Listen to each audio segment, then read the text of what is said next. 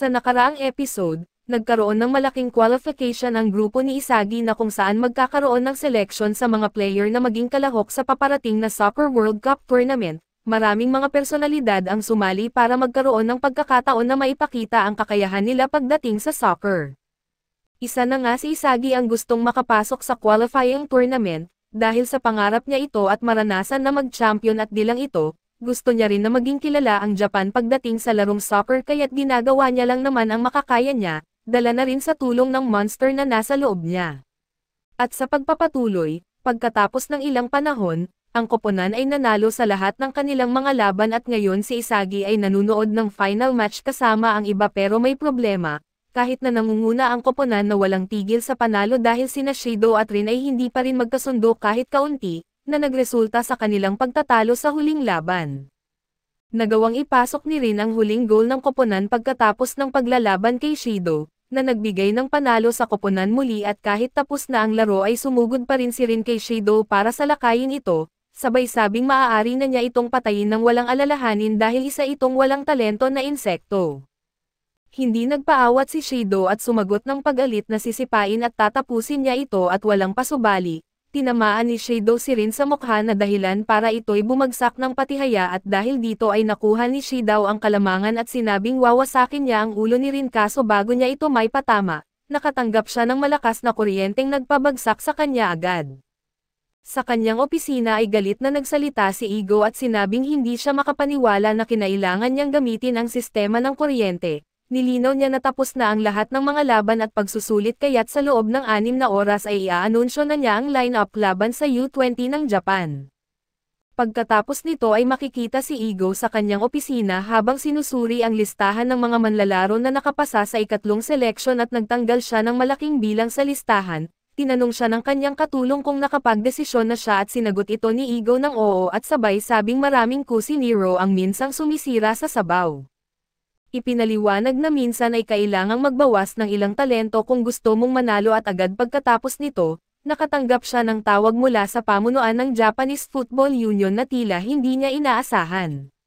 Samantala ay nagtipon ang lahat ng mga manlalaro sa meeting room dahil may 34 na minuto na lang bago ang anunsyo ng line-up para sa laban kontra U20. Subalit wala si Shido sa kanilang hanay kaya't inisip ng ilan na nasa silid ng parusa pa rin siya at sa kabilang dako ay iniisip ni Yagi na, bukod sa 6 na pinakamahusay ang tanging mga nakapuntos ay siya, si Bakira, Baro at Aryo.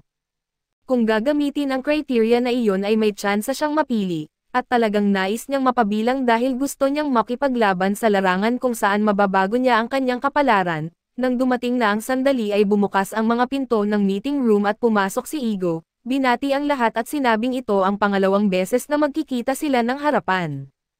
Lahat ay medyo nagulat na makita siya ng personal matapos ang matagal na panahon, pinaliwanag ni Igo na ang football ay isang laro kung saan ang mga goal lamang ang mahalaga kaya't ito ang kanyang ginawang basehan, isang koponan sa paligid ng makasariling manlalaro na may pinakamataas na average ng mga goals. Ngayon ay dapat silang maghanda dahil iaanunsyo na ang 11 manlalaro na haharap sa sub-20 ng Japan. Una sa unahan ay si Rin Itoshi na may pinakamataas na average ng mga goals na 2.5 bawat laro at ang koponan ay gagamit ng sobrang agresibong porma na nakasentro kay Rin. Kung sila ay makakapuntos ng 5 goals, si Rin ay mag-aambag ng 6 at magiging sandata ng koponan. Si Rin ang mag-uugnay sa pilosopiya ng koponan at ang iba pang 10 manlalaro ay magsisilbing bala na tutulong sa kanya upang sirain ang depensa ng kalaban. Una sa posisyon ng goalkeeper ay si Gagamaro na may eksplosibong reaksyon at mabilis na galaw sa buong katawan, dahilan kung bakit siya ang nakakuha ng pinakamataas na puntos sa pagsusulit para sa posisyon ng goalkeeper. Ang mga susunod ay ang mga sentral na depensa na sina Yubei Aryo at Iki Niko.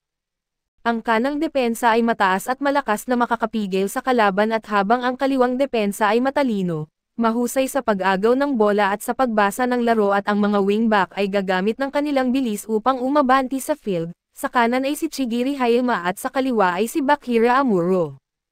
Ang defensive pivot na mag-uugnay ng depensa at opensa ay si Karaso, na pinakamagaling sa paghawak ng bola sa buong Blue Lock at may kakayahang makita ang mga oportunidad kaya't siya ang magsisilbing core. Ipinakilala ni Igo ang mga atake na manlalaro na wawasak sa depensa mula sa gilid. Sa kanan ay si Otoya Eita na may bilis at kakayahang pumuslit sa depensa at sa kaliwa ay si Kino Yukimiya na mahusay sa one-on-one situations. Ang pangunahing manlalaro sa atake ay si Nagi Shishiro at isang sobrang talento na nakakapuntos dahil sa kanyang mahusay na kontrol sa bola. Nagpahinga sandali si Igo at ipinapaalala na ang koponan ay gagamit ng sobrang agresibong formation na may si Rin Itoshi sa gitna. Ang pinakamaraming nakapuntos na kasabay ng pagtutugma kay Rin ay si Isagi at ito ang ating pangunahing bida.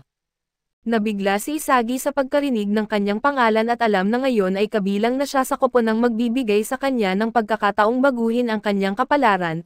Tinapos ni Igo ang kanyang anunsyo sa pagsasabing ito ang Blue Lock 11 na haharap sa Sub-20 ng Japan at nagdiwang si Yagi subalit sa kabilang banda, ang mga manlalarong hindi napili ay hindi natuwa.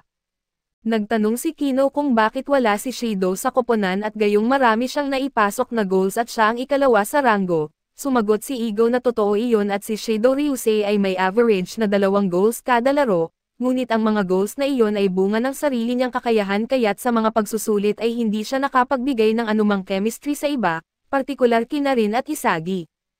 Dahil sa kanyang agresibong ugali ay posibleng ma-expel siya dahil sa violent behavior na maaaring magdala ng disadvantage sa koponan at dahil dito, nagpasya si Igo na hindi siya dapat maglaro kasama ni Rin Itoshi at dagdag pa rito, walang sino man sa koponan ang kayang kontrolin ang isang makasarili tulad ni Shido Ryusei.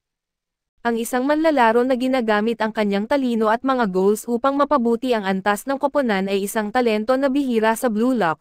Napansin ni Kino na nasasayang ang hindi paggamit sa kanyang talento at sumang-ayon si Igo kaya't plano niya na si Shido Ryusei ang maging wildcard na papalit kay Rin Itoshi. Subalit at nagbago ang plano dahil ilang oras ang nakalipas at nakatanggap si Igo ng tawag mula sa pamunuan ng UJF na nagsabing kung hindi nila matutupad ang hinihingi ni Sei Itoshi, tatanggi itong maglaro at kung hindi siya maglalaro ay makakancel ang laban. Dahil walang mga tiket na ibebenta ay mauuwi sa natural na pagkamatay ang Blue Lock, bago ay anunsyo ni Igo ang kahilingan ni Sei Itoshi ay makikita kung ano ang nangyari 3 oras bago iyon, si Shido ay nakatali at hindi makagalaw sa isang silid at sinabi niya na palayain siya at nangako na hindi na siya mananakit ng kahit sino pa. Ngunit dahil walang sumagot ay nawala siya ng pasensya at nagbitiw ng mga banta ng kamatayan, sa sandaling iyon ay pumasok si Itoshi sa silid at sinabing gusto niyang palayain si Shido dahil kailangan niya ang ego nito at nais na palayain ang kanyang galit para sa kanya. Bumalik sa kasalukuyan ay inanunsyo ni Igo na ang kondisyon ni Itoshi ay isama ang isang manlalaro na siya mismo ang pumili mula sa Blue Lock, sa madaling salita ay pinili ni Sei si Shido Ryusei kaysa sa iba pang manlalaro. Inihayag ni Igo na mayroong 15 araw pa silang natitira at bibigyan niya sila ng isang programa ng pagsasanay na magbibigay sa kanila ng chance sa tagumpay. Hinimok niya ang lahat na ibigay ang kanilang lahat at dahil simula ngayon ang pagkabigo ay hindi na pahihintulutan, ngunit sa kabila ng kanyang mga salita ay walang manlalaro sa koponan ang nagpakita ng takot, at iyon ang Igo na nais makita ni Igo sa Blue Lock 11. Si Yagi rin ay nagpakita ng matinding determinasyon na may layunin na hindi lamang makuha ang posisyon kundi matiyak na mananalo ang Blue Lock sa laban at makarating siya sa pandaigdigang antas. Inanunsyo ni Igo na magsisimula na ang huling pagsasanay. Pagkatapos ay makikita sa training center ng Sub-20 ng Japan ang kanilang meeting room, ipinahayag ng manager na si Saiki Hoichi na sa kauna-unahang pagkakataon ay sasali si Sei Itoshi sa koponan. Karamihan sa mga manlalaro ay nagulat sa balitang iyon. Ngunit isa sa kanila na nagngangalang Sendo ay nagsabi na para sa kanya na si Sei ay tila isang mayabang na tao. Nilinaw ni Seiji na sa ngalan ng karangalan ng Japan at hindi nila kayang matalo at sinabi ni Sei na wala siyang interes kahit kanino sa kanila, ngunit ito ay isang pagkakataong hindi na mauulit sa kanilang mga karera. Kaya't hiniling niya na huwag nila siyang subukan at nasaktan si Sendo sa sinabi ni Sei at tumayo. Nagbabala na huwag siyang maliitin at dahil siya ay kilala sa ibang bansa, kahit na sa mga junior na antas lamang at idinagdag pa niya na ang kanilang koponan ay naglalaro sa unang dibisyon at siya mismo ay isang starter. Hindi pinansin ni Sei ang mga salitang iyon at sinabi na maaaring masaya si Sendo na maglaro sa isang seleksyon at kumita ng 50 milyong yen kada taon, at magpakasal sa isang supermodel, ngunit doon magtatapos ang kanyang karera sa football. Para kay Sei ang tanging mahalaga ay maging pinakamahusay sa mundo, kaya ang mga pangarap ni Sendo ay hindi maihahambing sa kanyang mga layunin at nagprotesta si Sendo kaso bigla na lang binangga ni Shido ang kanyang ulo sa mesa at nawalan ito ng malay, sabay sabing isa itong napakahinang striker.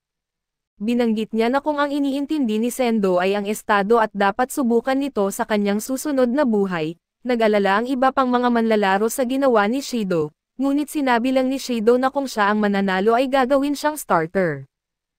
Nagkamalay si Sendo at sinubukan na atakihin si Shido pero unang kumilos si Shido at tinangkang masipa ang ulo ni Sendo, ngunit pinigilan siya ng isa sa mga manlalaro na pinatumba siya sa sahig at sabay sabing gusto niya ang ganitong espiritu, ngunit dapat magpakita ng resulta sa larangan ng laro. Ang manlalarong ito ay ipinakilala bilang si Oliver Aiko na nagsalita rin kay Sei at iminungkahi na makuha niya ang tiwala ng koponan sa pamamagitan ng isang laro. Sa ibang eksena sa Blue Lock, sina Chigiri, Isagi at Bakira ay nag-aaral ng kanilang mga magiging kalaban. Ang depensa ng koponang kanilang haharapin ay nakasalalay kay Oliver na may mga alok mula sa Serie A, kung may nakakaintindi sa depensa ng Sub-20 at sinabi ni Bakira na sa ganitong kaso, kailangan lang nilang durugan ang depensa nito. Sumagot si Chigiri na tama pero ipinaliwanag din niya na ito ay isang elite na koponan ng mga manlalarong wala pang 20 taong gulang, kaya't hindi ito magiging madali at sa sandaling iyon, inihayag na kailangan nilang kumpletuhin ang kanilang pang-umagang pagsasanay bago magpahinga.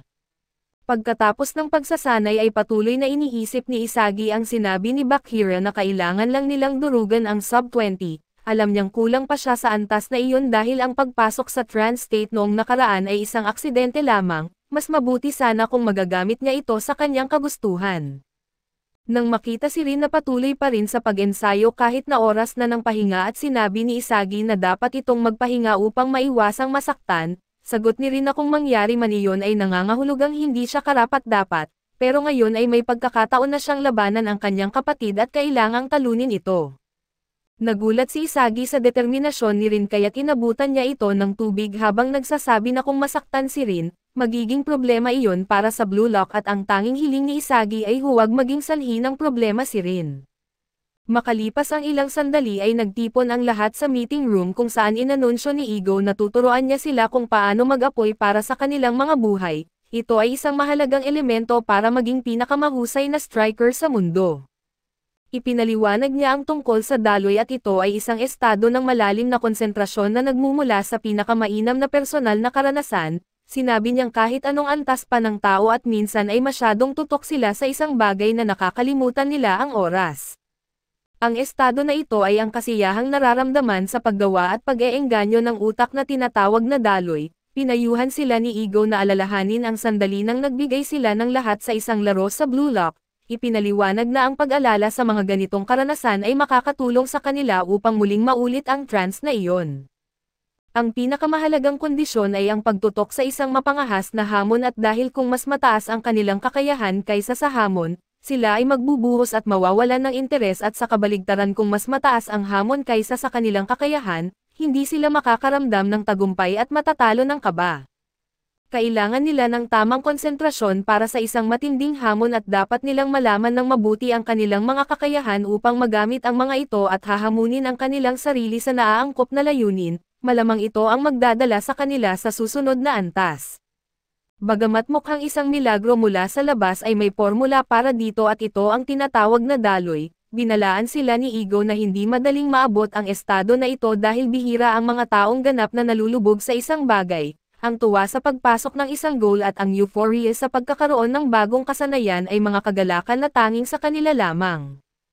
Ito ang kanilang Igo at ang Blue Lock ay isang lugar kung saan hindi sila nakalaan sa posible na trance at ang mga nabubuhay lamang ay yaong mga lubos na nahuhumaling sa football. Dapat nilang tandaan ang kahulugan ng lahat ng kanilang naranasan at kung paano sila nag-evolve.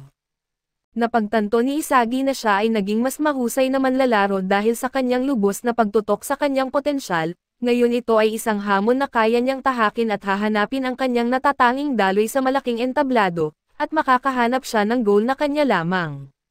Kaso dito muna matatapos ang recap natin sa anime na ito. Salamat sa inyong panonood hanggang sa muli.